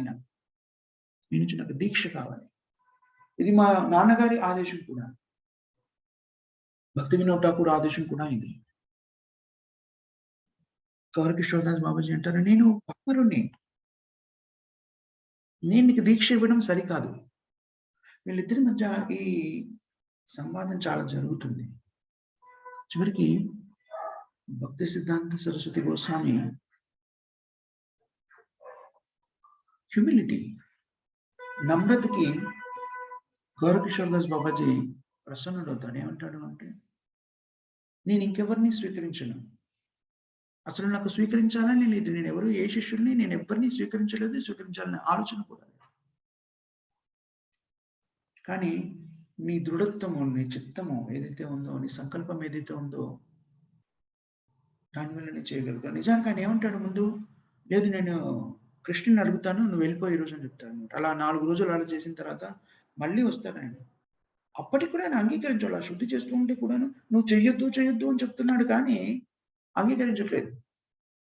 ఒకరోజు వచ్చి అడిగితే అంటాడు, నువ్వు నన్ను ఇబ్బంది పెట్టి వెళ్ళిపోమంటాడు. ఇది చూడు, నేను ఈ చివరిలో ఉన్నా, ఇక్కడంతా దుర్గంగా ఉంది, ఎందుకు వస్తున్నా, ఇక్కడికి వెళ్ళిపో అంటాడు. ఒకరోజు ఏమంటాడు, చైతన్య మహాప్రభుని అడుగుతాను నేను వెళ్ళిపోమంటాడు. ఒకరోజు నేను ఇంకా కృష్ణుడి ఆదేశం రాలేదు నీకు ఇవ్వడానికి, నేను ఇవ్వను, నువ్వు వెళ్ళిపోమంటాడు. ఇలాగా చాలా సార్లు ఆయన వెనక్కి పంపించేస్తారు. కానీ భక్తి సిద్ధాంత సరస్వతి గోస్వామి చాలా దృఢ సంకల్పంతోని గౌరకిషోర్ దాస్ బాబాజీ దగ్గర దీక్ష తీసుకోవాలి. నిజంగానే ఆయన అలాగా చెప్పినప్పటికీ గౌరకిషోర్ దాస్ బాబాజీ నాకు కృష్ణుడికి కాలేదని చెప్తుంటారు. కానీ చైతన్య మహాప్రభు స్వయంగా గౌరకిషోర్ దాస్ బాబాజీ హృదయంలో ప్రకటితమై ఆయనకి ఆదేశాన్ని ఇస్తారు స్వీకరించమని. అప్పుడు గౌరకిషోర్ దాస్ బాబాజీ భక్తి సిద్ధాంత సరస్వతి గోస్వామికి దీక్షను ప్రసాదిస్తారు. తర్వాత దాంట్లో ఒకానొక మంచి లీల ఒకటి జరుగుతుంది. ఎప్పుడైతే గౌరకిషోర్ దాస్ బాబాజీ తన శరీరాన్ని పరిత్యజిస్తారో, భౌతిక ప్రపంచంలో తన లీలను ముగిస్తారో, అప్పుడు ఒక చిన్న షార్ట్‌గా కొంచెం అది తెలుసుకొని మనం ఇక్కడ ముగిద్దాం. అప్పుడు ఏం జరుగుతుంది అంటే బృందావనంలో రకరకాల వ్యక్తులు ఉంటారు. మనం ఒకసారి చదువుకున్నాం. దాంట్లో కొంతమంది సాధువులుగా పిలువబడుతున్న వాళ్ళు ఏం చేస్తారు అంటే, గౌరకిషోర్ దాస్ బాబాజీ మా బాబాజీ అంటే మా బాబాజీ అంటూ వచ్చేస్తారు. ఆయన శరీర త్యాగం చేసిన తర్వాత. ఎందుకని? బాబాజీగా స్వీకరించి ఆయనకు ఒక మందిరాన్ని కట్టేశారంటే డొనేషన్స్ వస్తుంటాయి, డబ్బులు వస్తుంటాయి. దైనందిన జీవితం గడపడానికి సౌలభ్యం అవుతుంది అని మా మఠానికి చెందినవారు అంటే మా మఠానికి చెందినవారు అని వాళ్ళలో వాళ్ళు తగాదా పెట్టుకోవడం మొదలెట్టారు. ఆ విషయం తెలుసుకొని భక్తి సిద్ధాంత సరస్వతి కోసం వస్తారు అక్కడికి. వచ్చి అంటారు, మీరందరూ ఆయనకి శిష్యులా? వీళ్ళందరూ మీ గురువు, ఈయన మీ గురువులా? మీరెవ్వరూ ఆయనకి శిష్యులు కాదు. ఆయనకున్న ఏకైక శిష్యుని నేను మాత్రమే. ఆయనకి దహన సంస్కారాలు చేయాలన్నా, ఇంకా ఏ రకమైనటువంటి కార్యక్రమాలు నిర్వర్తించాలి అన్న అర్హత ఉన్నది నేను మాత్రమే. అక్కడ ఉన్న వాళ్ళందరూ అంటారు, నువ్వే ఎందుకు, మేమందరం కూడా అర్హత ఉన్న వాళ్ళమే, మాకు కూడా గురువే అలా అంటారు. నిజానికి ఆయన ఎవరికి దీక్ష ఇవ్వలేదు. ఆయన కూడాను మిగిలిన వాళ్ళందరూ కూడాను ఆ సమాధి మందిరం ద్వారా లభించేటువంటి ఆర్థిక లబ్ధిని పొందడానికి వాళ్ళందరూ కూడా దాన్ని వాదిస్తారు. అప్పుడు భక్తి సిద్ధాంత సరస్వతి కోసం ఒక ప్రశ్న అడుగుతారు, ఇక్కడ ఉన్న వాళ్ళలో ఒకరు చెప్పండి, గత సంవత్సర కాలం నుంచి కూడాను స్త్రీ సాంగత్యానికి దూరంగా ఉన్న వాళ్ళు ఎవరైనా ఉంటే రండి, వచ్చి నా గురువు శవాన్ని లేకపోతే గురువు శరీరాన్ని తాకండి. ఒక్కరు కూడా దాంట్లోంచి రారు. పెద్ద సమూహం, వైష్ణవ సమూహం అని చెప్పబడుతున్నటువంటి. దాని తర్వాత అంటాడు, పోనీ గత 6 మాసాలుగా స్త్రీ సాంగత్యం నుంచి దూరం ఉన్న వ్యక్తులు ఎవరైనా ఉంటారా? అక్కడ కూడా ఎవరు రారు. తర్వాత ఆయన దాన్ని తగ్గిస్తూ 3 సంవత్సరాలు అంటాడు, 3 మాసాలు అంటాడు, ఎవరు రారు. 6 మాసాలన్నా, సంవత్సరం అన్నా రాలేదు, 6 మాసాలన్నా రాలేదు, 3 మాసాలన్నా రాలేదు. తర్వాత దాన్ని కుదించి మాసము అంటారు, వారము అంటారు. ఆ తర్వాత అంటారు, గత 24 గంటల్లో స్త్రీ సాంగత్యాన్ని లేని వాళ్ళు ఎవరైనా ఉంటే గురువుగారి దగ్గరికి రండి అంటే అప్పుడు కూడా ఎవరు కదలరు. ఇంకా అందరు కూడా వాళ్ళకి అర్థమైపోతుంది. అందరు కూడా అక్కడి నుంచి తప్పుకుంటారు. భక్తి సిద్ధాంత సరస్వతి గోస్వామి గౌరకిషోర్ దాస్ బాబాజీ సంబంధించినటువంటి కార్యక్రమాన్ని పూర్తి చేస్తారు. సో భక్తి సిద్ధాంత సరస్వతి గోస్వామి భగవత్ ధర్మాన్ని చాలా ప్రస్ఫుటంగా చెప్పారు. చైతన్య మహాప్రభు లాగే భక్తి సిద్ధాంత సరస్వతి గోస్వామి కూడాను చాలా తక్కువ కాలము భౌతిక ప్రపంచంలో తన లీలల్ని ప్రకటింపచేశారు. అప్పుడు భారతదేశంలో స్వతంత్రోద్యమం జరుగుతోంది. ఆ సమయంలో గాంధీజీ చేస్తున్నటువంటి స్వతంత్రోద్యమం వైపు ప్రభుపాద వారు కూడా ఆకర్షితులయ్యారు. అభయచరణ్ ప్రభుపాద వారి వ్యవహారం తల్లిదండ్రులతో ఇవ్వబడింది అభయచరణ్ డే. చూడండి, తల్లిదండ్రులు ఎంత అద్భుతమైన పేరు పెట్టారు, అభయచరణ్. ఎందుకంటే ప్రభుపాద వారి తండ్రి కూడా గొప్ప వైష్ణవ కుటుంబంలో జన్మించారు శ్రీ ప్రభుపాద వారు. అలాగే చూడండి, భక్తి సిద్ధాంత సరస్వతి గోస్వామి కూడా ఎక్కడ జన్మించారు? శుద్ధ వైష్ణవుల కుటుంబంలో జన్మించారు. భక్తి వినోద్ ఠాకూర్కి పుత్రుడు ఆయన. సో ఇప్పుడు అభయ్ చరణ్ డే భక్తి వేదాంత స్వామి ప్రభుపాద వారు ఒకానొక సందర్భంలో భక్తి సిద్ధాంత సరస్వతి కోసం కలిసినప్పుడు ప్రభావితులవుతారు. కానీ అలా వింటూ ఉన్నప్పుడు భక్తి వేదాంత స్వామి ప్రభుపాదులు అభయ్ చరణ్ వైపు చూస్తూ భక్తి సిద్ధాంత సరస్వతితో మాట్లాంటారు. మీలాంటి వాళ్ళు దీన్ని స్వీకరించి పాశ్చాత్య దేశాల్లో ప్రచారం చేయవచ్చు కదా అంటారు. ఇప్పుడు భక్తి వేదాంత స్వామి అతన్ని కలిసి ఒకసారి సంభాషిస్తూ ఒక మాట చెప్తారు. ఏమంటారంటే, ఇప్పుడు మనము పరాధీనంలో ఉన్నాం కదా! మనకి స్వతంత్రత అవసరము కదా! దాని తర్వాత మనం భక్తి గురించి ప్రచారం చేయాలి అంటే దానికి భక్తి సిద్ధాంత సరస్వతి ఇచ్చినటువంటి సమాధానం చాలా అద్భుతమైనది. భౌతిక ప్రపంచంలోని పరాధీనత గురించి నువ్వు మాట్లాడుతున్నావు. ఒక దేశంలోని ఒక వ్యక్తుల నుంచి ఈ వ్యక్తులు కాకపోతే ఇంకొక వ్యక్తులు దీన్ని పరిపాలిస్తూ ఉంటారు. అది కాదు నీ ప్రాధాన్యత. దేంట్లో మీరు బందీ అయి ఉన్నావు? జన్మమృత్యు జరావ్యాధి చక్రంలో బందీ అయి ఉన్నావు. నువ్వు నిజంగా స్వతంత్రుడి కావాలి అంటే దీని నుంచి స్వతంత్రత లభించినంత వరకు నీకు నిజమైన స్వతంత్రత లేదు. తెల్లవాళ్ళు పరిపాలించినా, నల్లవాళ్ళు పరిపాలించినా, నీ దేశస్థుడిగా భావించిన వాళ్ళు పరిపాలించినా, పరదేశస్థుడిగా భావించిన వాళ్ళు పరిపాలించినా కూడాను ఎప్పటి వరకైతే నీవు సంపూర్ణంగా జన్మమృత్యు జరావ్యాధి చక్రం నుంచి విముక్తుడి కావు అంతవరకు నీకు సరైన స్వతంత్రత లేదు. అందుకని నిజమైన స్వతంత్ర యుద్ధం చేయాలనుకుంటే, స్వాతంత్ర పోరాటం చేయాలనుకుంటే దేని మీద పోరాటం చేయాలి? మాయ మీద పోరాటం చేయాలి. జన్మమృత్యు జరావ్యాధి చక్రం మీద పోరాటం చేయి. దాని నుంచి ముక్తుడికి. అది నిజమైన స్వతంత్రత అని ప్రబోధిస్తాడు. తద్వారా భక్తి వేదాంత స్వామి ప్రభుపాద వారు స్వాతంత్ర ఉద్యమానికి వెళ్లకుండాను ఇటువైపు భక్తి ప్రచారం చాలా ముఖ్యమైనది చెప్తారు. భక్తి సిద్ధాంత సరస్వతి కోసం ఏమంటారు అంటే, అత్యవసరమైన పరిస్థితి ఏమిటంటే, ఈ జీవాత్మలన్నీ కూడాను వాళ్ళ స్థితిని అర్థం చేసుకొని భౌతిక బంధనాల నుంచి ముక్తులు కావాలి. అది ముఖ్యమైనటువంటి విషయం. ఇది చాలా అత్యవసరమైనటువంటి పరిస్థితి. ఎందుకనంటే ఎవరిదైనా ఇల్లు కాలుతున్నప్పుడు వెంటనే చేయవలసిన పని ఏమిటంటే అగ్నిని సబ్డ్యూ చేయడం, దాన్ని తగ్గించడం, ఆ అగ్ని నుంచి విరమింపజేయడం, ఆ అగ్నిని ప్రజ్వరిల్లకుండా చూడడం. దావాగ్ని, సంసార దావా తల్లీనడు ఒక సంసార దావా, ఇది సంసారమా అని దావానము అంటే అగ్ని. దాంట్లో కూరుకుపోయినటువంటి జీవాత్మలన్నిటికి కూడా నిజమైన స్వతంత్రత ఎప్పుడు లభిస్తుంది అంటే, అవి జన్మమృత్యు జరావ్యాధి చక్రం నుంచి బయటపడ్డప్పుడు. అది ఎలా సాధ్యమవుతుంది? భగవద్భక్తిలో స్థిరపడ్డప్పుడు సాధ్యమవుతుంది. భగవద్భక్తి చైతన్య మహాప్రభు భౌతిక ప్రపంచంలో కలియుగంలో భగవద్భక్తిని పొందే మార్గాన్ని ఎలా నిర్దేశించారు? హరినామ సంకీర్తన ద్వారా భగవద్భక్తిలో నిమగ్నం కావాలని చెప్పారు. హరే కృష్ణ మహామంత్రాన్ని జపించడం ద్వారా అది సాధ్యమవుతుందని చెప్పారు.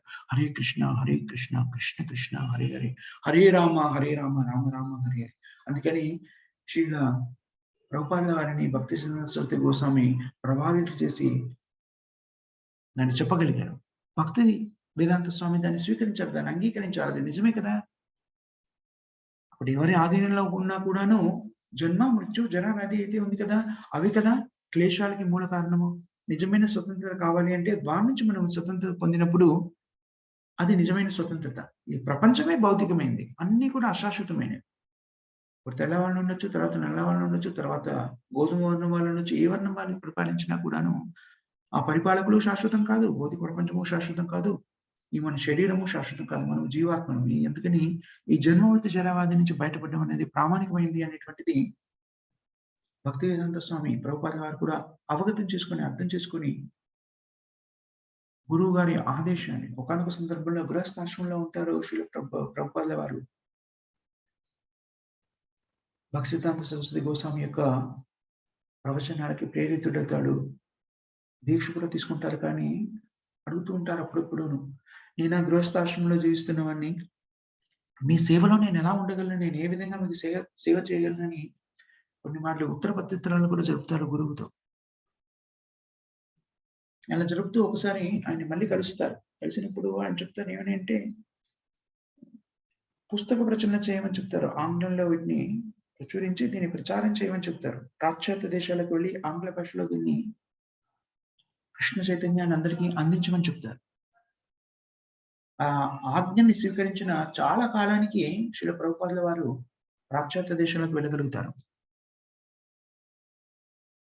సో భక్తి సిద్ధాంత సరస్వతి గోస్వాములు శ్రీల ప్రభుపాదుల వారికి ఇచ్చిన ఆదేశం మూలంగా ప్రభుపాదుల వారు ప్రపంచవ్యాప్తంగా కృష్ణ చైతన్య సమాఖ్యని స్థాపించారు. ప్రచారానికి అనువుగా ఉన్నటువంటి ఈ సంస్థని స్థాపించారు. సో ప్రభుపాదుల వారు మనకి కృపని అందించడానికి మూల కారణము అతని గురువు గారైనటువంటి భక్తి సిద్ధాంత సరస్వతి గోస్వామి యొక్క ఆజ్ఞ. మనకి ప్రభుపాదుల వారి ద్వారా మనకి భగవత్ కృప లభించడానికి కారణం ఏమిటంటే భక్తి సిద్ధాంత సరస్వతి గోస్వామి. ఆయన మన గురు పరంపరలో రెండవ గురువు, అంటే ప్రభుపాదుల వారి డైరెక్ట్ గురువు. భక్తి సిద్ధాంత సరస్వతి గోస్వామి ఒక దీక్షనేమో గౌరకిషోర్ దాస్ బాబాజీ దగ్గర స్వీకరించారు. సన్యాస దీక్షని నిజానికి భక్తి సిద్ధాంత సరస్వతి గోస్వామి సన్యాస దీక్షను తీసుకోవాలి అనుకున్నప్పుడు అర్హులైన వ్యక్తులు ఆయనకు కనిపించలేదు. అందుకని భక్తి సిద్ధాంత సరస్వతి గోస్వామి సన్యాస దీక్షని తానే స్వయంగా స్వీకరించారు. మనకి చరిత్రలో అలాంటి సంఘటన చాలా అరుదుగా, నాకైతే ఇంతవరకు ఎక్కడ తెలీదు స్వయంగా స్వీకరించినట్టు. అంటే ఒకానొక సందర్భంలో చాలా సంవత్సరాల క్రితం ఇంకొక వైష్ణవాచార్యుల స్వీకరించాలని ఎక్కడో చదివాను. కానీ ఈ మధ్య కాలంలో అలాంటి స్థితిని స్వీకరించింది భక్తి సిద్ధాంత సరస్వతి గోస్వామి. సన్యాసాశ్రమాన్ని స్వయంగా స్వీకరించారు. తనకు తానే సన్యాసిగా దీక్ష తీసుకున్నాడు భక్తి సిద్ధాంత సరస్వతి గోస్వామి. సో భక్తి సిద్ధాంత సరస్వతి గోస్వామి యొక్క ప్రభావం చేతని మనము భక్తి వేదాంత స్వామి ప్రభుపాదుల వారి ద్వారా మనము భగవత్ కృపని, చైతన్య మహాప్రభు అని కృష్ణుడికి సంబంధించిన సమాచారాన్ని అవగతం చేసుకోగలిగాం. ఈరోజు ఇది చాలా ప్రాముఖ్యమైనటువంటి రోజు. అందుకని మనము భక్తి సిద్ధాంత సరస్వతి గోస్వామి ఏం చెప్పారు అంటే ప్రతి వాళ్ళకి కూడాను 64 మాలలు జపం చేయమని చెప్పారు. అందుకని భక్తులందరూ కూడాను ఈరోజు ఎన్ని ఎక్కువ చేయగలిగితే అన్ని 64 చేయడానికి ప్రయత్నం చేయండి. నాకు తెలుసు కొంచెం కష్టం అవ్వచ్చు. మీరు ఇప్పటికీ 16 చేయకపోతే 16 తప్పకుండా చేయండి. 16 చేసేవాళ్ళు 64కి టార్గెట్ చేయండి. తద్వారా మనము భక్తి సిద్ధాంత సరస్వతి గోస్వామికి రణమిల్లిన వాళ్ళం అవుతాం. అంతేకాకుండా మీకు ఆరోగ్య సమస్యలు ఏమీ లేకపోతే ఈరోజు మధ్యాహ్నం వరకు 12 గంటల వరకు ఉపవాస దీక్షని అవలంబించండి. తర్వాత మీరు ప్రసాదాన్ని స్వీకరించండి. మనం ఇక్కడ ముగిద్దాము. అనుకున్న దానికన్నా మనకి దాదాపుగా ఒక 1 అవర్ ఎక్కువైందా, 30 మినిట్స్ ఎక్కువైనట్టు, 45 మినిట్స్.